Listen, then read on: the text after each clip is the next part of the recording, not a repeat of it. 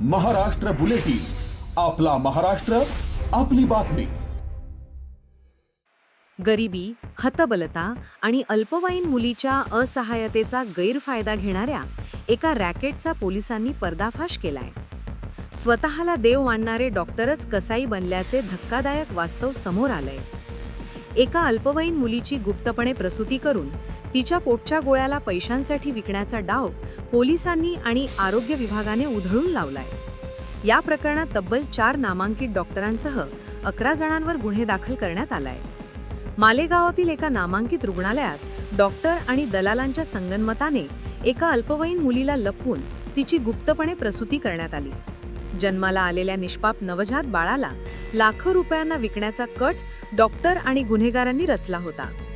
पोलिसांना या प्रकाराची कुणकुण लागली आणि त्यांनी आरोग्य विभागासोबत मिळून तातडीने छापा टाकला.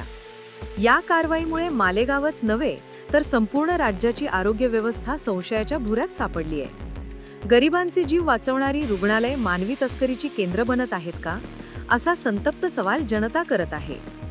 पोलिसांनी 11 जणांवर गुन्हा तर दाखल केलाय, पण या रॅकेटची पाळीमुळे कुठे कुठे पसरली आहेत, यामागे आणखी किती डॉक्टरांचे चेहरे दडलेत हे तपासात समोर येणं गरजेचं आहे.